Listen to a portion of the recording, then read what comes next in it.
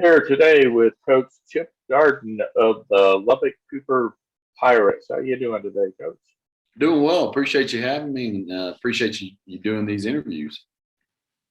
You're very welcome. And one of the things I'm trying to do in these interviews is illustrate the different paths that coaches take to get to where they are. So if you don't mind, walk us through your coaching history. Yeah, so I grew up a coach's son. My dad was a longtime coach at Shallwater High School, just retiring this year, and my mom was a teacher. So I grew up in public education, and I knew pretty early on that I wanted to be a part of it. I wanted to be a coach and be a part of public education, and so that path for me started very early. I've been very fortunate, just like my dad. My dad spent 44 years at Shallow High School and didn't coach at a different place. I've been very fortunate so far. I started at Lubbock-Cooper in 2009. We had one middle school at the time. Started there at the middle school, and I've been fortunate enough to work my way up and kind of coach almost every position along the way in football and coach all different sports. Um, in 2015 became the offensive coordinator here at Lubbock-Cooper. Spent, I guess, 4 years as the offensive coordinator, and then was promoted to the head coach in 2019. Just finished third season as the head coach. So very, very fortunate. There's been some opportunities at different places. Been very close to taking some different jobs, but the loyalty that Lubbock Cooper's shown me, and I've watched some great people that loyalty matters, and they've shown me that, and I've been very fortunate to be able to stay here at Lubbock Cooper. Now, one of the aspects of being a head football coach or coordinator that's maybe overlooked from the outside, but definitely not from the inside, is that of being a mentor, that of of preparing your coaches that work with you for whatever is going to be next for them. So if you don't mind, just go through a little bit of what you've learned from your mentors and how you try and teach that to your coach. Yeah, so I agree with you 100%. I believe that my role, that's one of the biggest things that I can do. Obviously, the impact that we have on kids is number one, but I think they go hand in hand a little bit. But I think getting coaches to being a mentor to them and having guys on our staff that can be mentors to the younger coaches as well, I think is huge. And it was a huge part of my life. So I already mentioned, but my dad, being a coach, I watched him. I wanted to be like him every day. So he was obviously a big mentor to me. I've got some others, in kind of in different ways. There's a guy, he's on our staff right now. One of the main reasons I wanted him on our staff was how much of a mentor he was to me. But Ed Robinson, who was at Shallow Water for a time and then has done some 6-man head coach and kind of been a few different places. I remember the influence that he had on me as a player when he coached me was, I can remember when we got beat in the playoffs and him walking around to each kid after we got beat, and a lot of the coaches are mad, and you know how that goes when you lose. And I remember him going to each kid and asking if they had fun, asking if they learned something, and telling them he loved them. And I just remember having a moment of, man, we need good people like him in coaching. And he's done that with our staff. He's been a mentor to some young guys.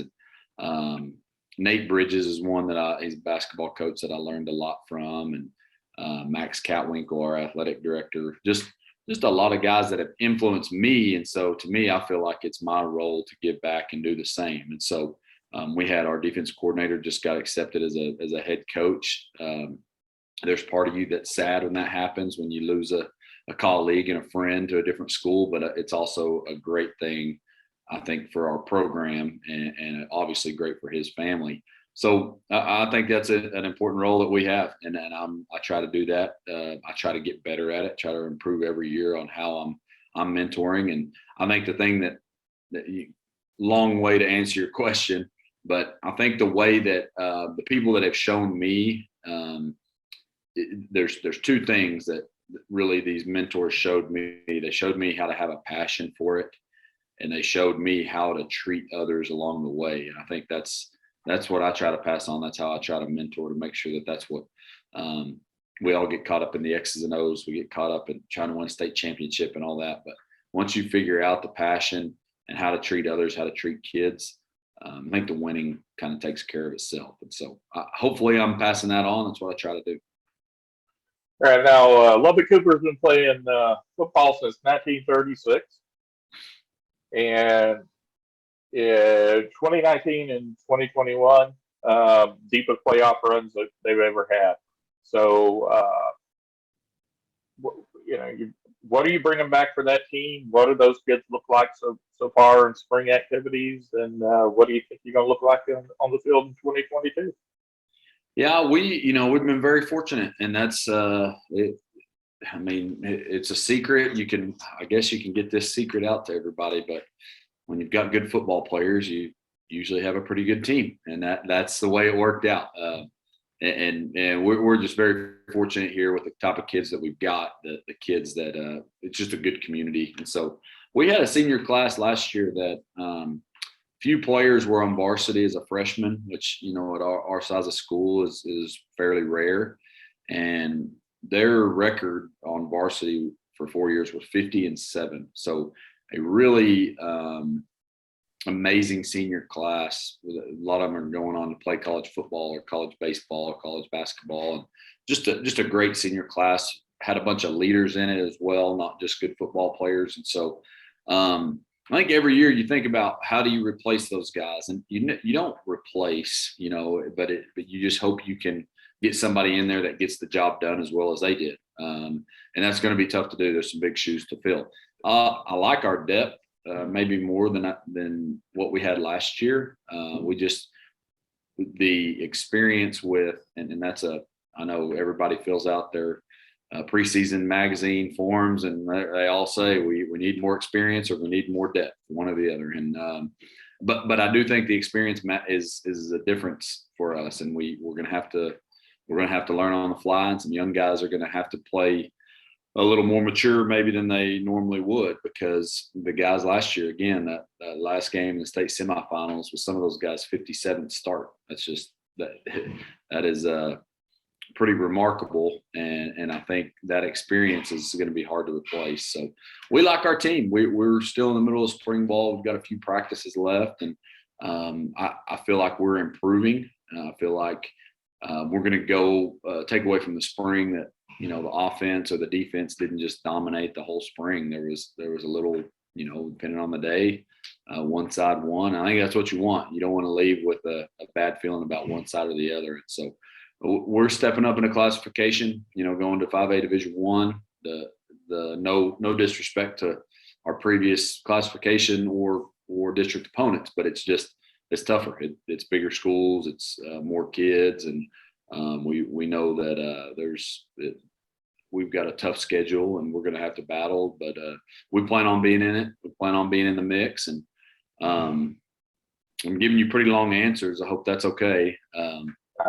But we're very careful about totally measuring success on wins and losses, and we get it. I mean, if we go 0-10 3 years in a row, I think they're gonna find somebody else for you to interview next time. But we think about doing things right and kind of going through what we feel in the program is important, and the wins kind of take care of themselves. So we'd like to win a state championship next year, but there's a process about that, and there's a way that we'll go about it. So we like our team. We think we're going to be have a chance of competing, and that's all you can ask for.